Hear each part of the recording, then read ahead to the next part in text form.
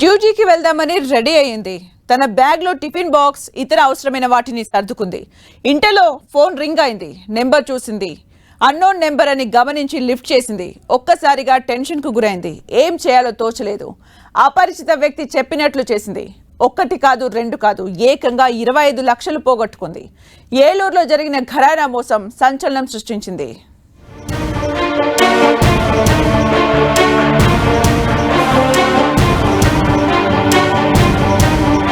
ఏలూరులో ఘరానా మోసం. అపరిచిత వ్యక్తి నుంచి కాల్. 25 లక్షలు పోగొట్టుకున్న టీచర్. సైబర్ నేరగాళ్లు విజృంభిస్తున్నారు. రోజుకో కొత్త అవతారం ఎత్తుతూ ప్రజలను బురిడీ కొట్టిస్తున్నారు. అమాయకుల నుంచి లక్షల రూపాయలు కాజేస్తున్నారు. తాజాగా ఓ మహిళా అధ్యాపకురాలి నుంచి 25 లక్షలు దోపిడీ చేశారు. ఈ ఘటన ఏలూరు పట్టణంలో చోటు చేసుకుంది.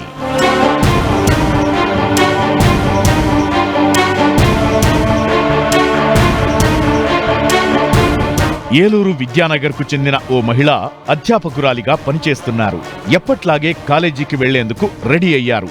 ఇంతలో ఆమె ఫోన్ రింగ్ అయింది. అపరిచిత వ్యక్తి నుండి ఆ కాల్ వచ్చింది. తాను సిబిఐ అధికారినంటూ ఆమెను నమ్మించాడు. ముంబై నుంచి కాల్ చేస్తున్నానని చెప్పాడు. మీ పేరిట కొరియర్ వచ్చిందని, అందులో పాస్పోర్ట్, పాన్ కార్డ్, క్రెడిట్ కార్డులతో పాటు డ్రగ్స్ ఉందని తెలిపాడు. మీపై డ్రగ్స్ కేసు నమోదు చేస్తున్నామని వెల్లడించాడు.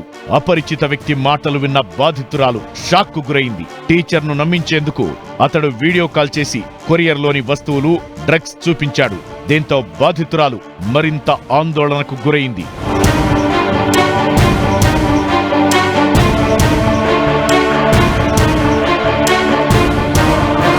డ్రగ్స్ కేసు నుంచి బయటపడాలంటే డబ్బులు చెల్లించాలని టీచర్ను బెదిరించాడు. అప్పటికే తీవ్ర ఆందోళనలో ఉన్న ఆమె సంబంధం లేని నేరంలో ఇరుక్కోవడం ఇష్టం లేక సైబర్ నేరగాడు చెప్పినట్లు చేసింది. దీంతో 25,60,500 రూపాయలు పోగొట్టుకుంది. చివరకు ఆ షాక్ నుండి తేరుకున్న మహిళ మోసపోయానని గ్రహించి పోలీసులను ఆశ్రయించింది. ఒక విషయం ప్రజలందరూ గమనించాల్సిన విషయం ఏంటంటే, మీకు సిబిఐలు కానీ పోలీస్ డిపార్ట్మెంట్ వాళ్ళు కానీ మీరు కేసులో ముద్దాయిలుగా ఉన్నారు, మీరు రండి అని, లేకపోతే మీరు డబ్బులు కట్టండి అని చెప్పేసి ఎవరు అడగరు. అలాంటిది ఏమైనా జరిగిందంటే మాత్రం అవాస్తవం అని చెప్పి తెలుసుకోండి.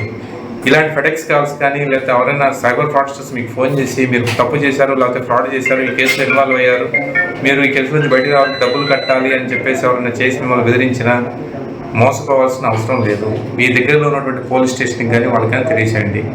బాధితురాలు ఫిర్యాదు మేరకు పోలీసులు కేసు నమోదు చేసి విచారణ జరుపుతున్నారు. అయితే సైబర్ మోసాలపై అనేక కార్యక్రమాల ద్వారా అవగాహన కల్పిస్తున్నా ప్రజలు మోసపోతూనే ఉన్నారని పోలీసులు చెబుతున్నారు.